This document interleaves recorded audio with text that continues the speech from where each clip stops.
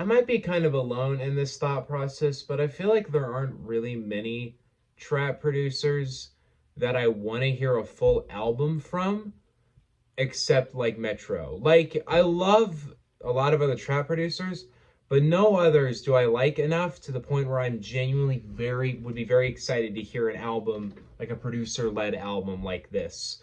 But when I hear Metro Boomin's on it, I'm instantly really excited. Like, this is the most excited I've been for a trap album in a minute. I mean, Her Loss, kind of, but I knew this was going to be better than that.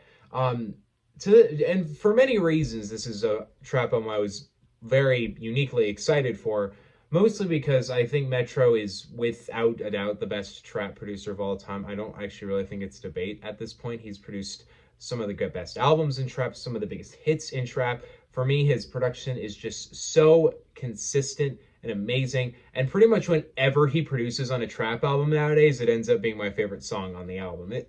It's really the case. I actually think Metro's one of the best producers hip hop's ever seen. And I think he continues to prove that with each album that comes out of trap that he's producing half the songs for.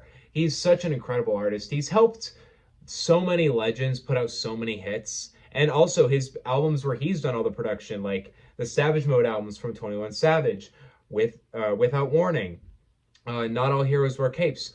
All great fucking albums where the production is my favorite element, except Savage Mode 2. I might think 21 Savage is the best element of that album. But Metro is such a consistently great producer. And I also knew this album was kind of what I needed right now in trap music. And inherently I wasn't thinking this is going to be a masterpiece, but I knew the fact that it was going to have instantly great production and have a vast variety of different features and different artists made it so this album would break two of the things I have not liked about modern trap music: repetitive and bad production, and really boring repetitive songs. I knew that wouldn't be the case unless he really fucked up. And I was pretty sure he wasn't, because I have confidence in Metro to put something together like this. Also, going into it, this album is a beautiful 15 tracks, 48 minutes.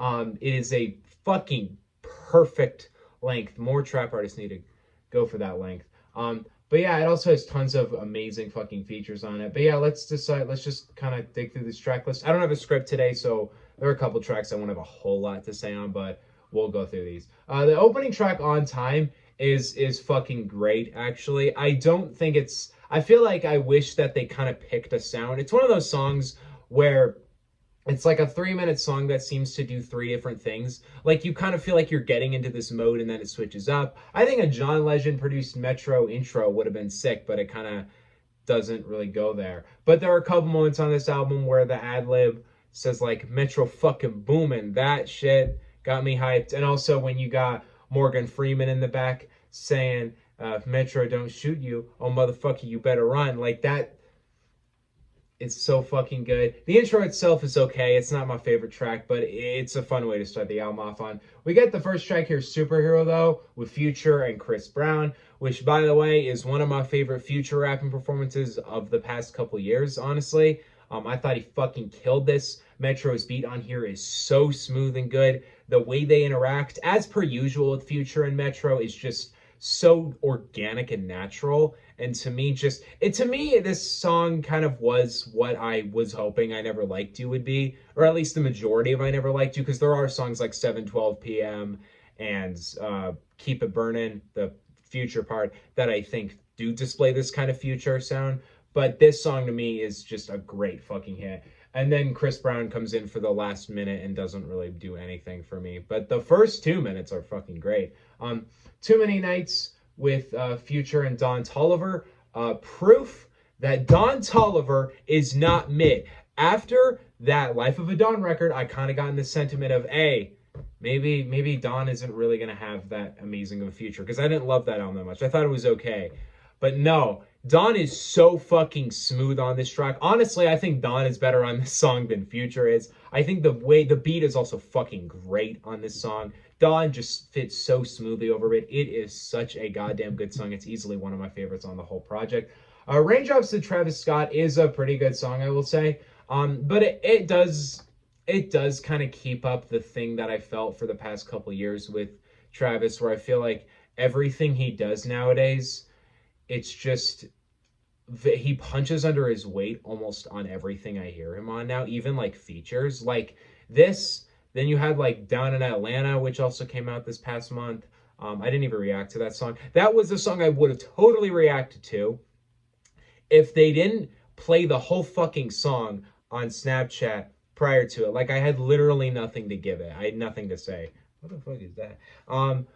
Going in, let's see what else we got here. I don't know. There's a lot of stuff that Travis has done in the past couple of years that I found pretty mediocre. Some good songs, don't get me wrong, but a lot of it's not been up to standard for him. Um, this song though, it's better. It's not amazing. It's not my favorite Travis performance, but he does fit very nicely over it. Metro gives a really smooth, great beat. So overall, it works fine for me. Umbrella, 21 Savage and Young Nutty. Look, you already know that once you get Metro and 21 in a room, you're going to have some of the best trap music you've ever heard. And this song is just more of that. This song just made me think the whole time listening to this song, I just thought, I could really go for a Savage Mode 3. I would totally be down for that. And next year it's gonna be 3 years since Savage Mode 2, so come on, 21. You gotta do it. You gotta do it, man. This song is fucking great in my opinion. Young Nutty and 21 are a great duo. They fit super nicely over this really dark, great piano beat. Metro is so great on this song. It's such a fucking good song, dog. It's actually, if we put this on Savage Mode 2, it'd be one of my favorites on the album. Trance with Travis Scott and Young Thug, I do really enjoy. It's a nice banger. I don't have a whole lot to say on it, but I think that the two, usually when you get Travis Scott and Young Thug in the same room, they're gonna produce something that's pretty good. And here it's pretty good. Now it's obviously not, Maria, I'm Drunk, but also very few Travis Scott. That's like a top 3 Travis Scott song probably. So yeah, it's a good song though. Around Me with Don Toliver, another really great one from Don. I don't think it's as good as Too Many Nights, but I do think it fits really nicely on the track list. Don is really smooth on it again, proving once again that I might actually be pretty excited for Don Toliver's next album as long as Metro's got some production on it. Although I will say the last record, he did have a feature prior to it on Donda that made me really excited for it, and then I was disappointed. So we'll see. Metro Spider though with Young Thug. Yeah, I fucking hate the guy, but goddamn, maybe we need him free. Oh my god, this song is great. The flow on this song, the energy, everything this song puts together on the table just proves that Young Thug remains one of the best trap artists out. And it makes me fucking sad that we get to hear this song while he's in prison. Especially also since his last record was pretty underwhelming, and there's clearly another album that was supposed to come out this year. It makes a song like this really disappointing, but it is a really great song. I Can't Save You interlude, Future and Don Toliver is pretty solid. I don't have a whole lot to say on it. I will say the transition from Metro Spider to I Can't Save You is immaculate. Next we got Creepin with The Weeknd and 21 Savage. Y'all already know this is my favorite song on the album. Y'all already know that shit, but I love this song so much. I think it's a cover. I'm not sure, but Weeknd took a style that I haven't heard him use in a little while now, where I felt somebody described this as Metro made The Weeknd homeless again, and that was how it sounded to me. He is so cold and smooth on this track with this really fucking smooth and great beat. The chorus is so angelic and beautiful. It's what I like to hear from The Weeknd, as per usual, as him being, my favorite pop artist and probably my favorite artist of all time at this point. But on this song, it reminded me how much I love The Weeknd on trap production, and how as much as I love Dawn FM, as much as I love After Hours, even though After Hours does have my favorite collabs between Metro and The Weeknd, this song to me just proves this is such a great duo. I could go for a full Metro produced Weeknd album. I think it would be great. I do think it's a little late in his career for that though, but this is a great song. And 21 Savage, I'm really happy we do finally have a Weeknd 21 Savage collab. I will say, I don't know if he's entirely necessary to this song. I totally think The Weeknd could have done this all by himself, but 21 Savage I'm not complaining. He puts in a great verse. He puts in a great addition to the track. So overall, it's a solid one. Niagara Falls with Travis Scott and 21 Savage is actually a really solid song. I really think this beat fits together super nicely and is super smooth. And overall, both of them give really solid performances. Walk 'Em Down, 21 Savage with Mustafa. Metro and 21 Savage, like I said, it never missed. They never fucking missed. This is another fucking fantastic track. I fucking love this beat. It is so good, so well put together, so hard. And Mustafa's kind of outro to the song. I totally think this could have all just been 21 Savage over that first beat, but I'm not complaining. I do actually really like that Mustafa outro. It's a great song. Lock on Me, Travis Scott Future, another really solid song. Don't have a whole lot to say in it, but I think it fits super nicely in the track list. Feel the Fire is one of my favorite songs on the whole album, though. ASAP Rocky coming in at the end, delivering, and with Takeoff at that, delivering such a great duality, just ends this album on a really high note. And I want to say this, because I think it's important. I don't know if this was recorded. I mean, it was obviously recorded before he passed, but I don't know if this was the intended ending, right? Like, this album was supposed to come out, I think it was like 4 days after, 3 days after Takeoff passed away. So I'm 90% sure this is the original way the album was supposed to end, was having ASAP Rocky and Takeoff do this kind of back and forth collab, which I never thought would be as great as it is. ASAP Rocky, as per usual, is fantastic. I think Metro and ASAP Rocky is another really fantastic duo that I don't think people talk about enough. And thank fucking God, because ASAP Rocky said his next album has tons of Metro on it, so I can't wait. And Takeoff absolutely kills it, as per usual. The song is a pretty sad song once you kind of hit the, hit the realization that, he's gone now. Especially the fact that I don't think this was intended. And it's one of those moments that before an artist dies where they make a song and it's like, it gets released after their death, but you have to think about how it even came to be. Like Day Before with Young Thug and Mac Miller. That song was recorded the day before he passed away. Like, there's those moments where just an artist does a song right before they pass, and because of their passing, the song becomes way more special. And I think to a degree, this song is kind of that for Takeoff. There also could be something else he drops that's way better, but I honestly think he killed it. Rest in peace to Takeoff. I don't think I really talked about that when it happened. I didn't really have a whole lot to say. It was a really heartbreaking week, though. He one of the best, honestly, one of the best trap artists of the past few years.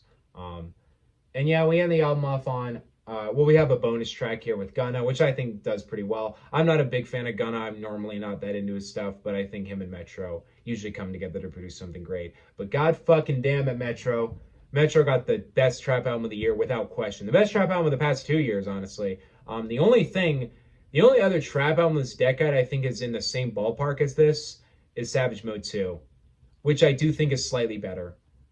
But it's also another Metro Boomin produced album. So who do you think is at the top of the game right now? Also, let's put this into perspective. I will also mention A Whole Lot of Red is a pretty close third favorite trap album of the decade. But this album to me, yeah, like I mentioned, going into the album, I thought this would be the case, and it very much was the case. This album did not have any of the things I don't like about modern trap music. The track list was a great length. It was a super smooth listen, a super coherent, well put together album with tons of different ranges and sounds and different styles and experimentations. Great features. Obviously, that's expected, but the features on this album, everybody gives it their all.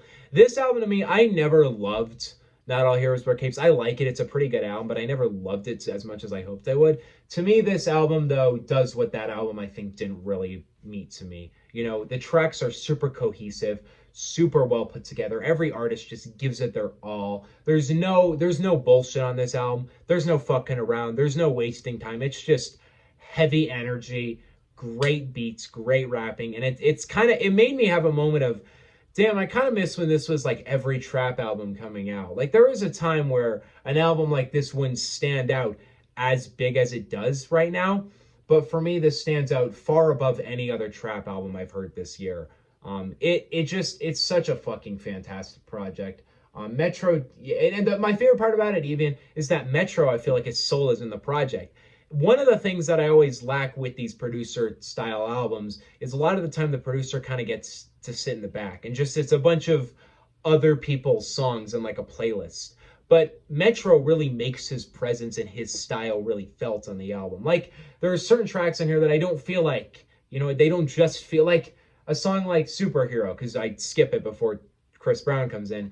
You have Future killing it, but it also feels like Metro's like presence is in the song, and that's what a great producer can do.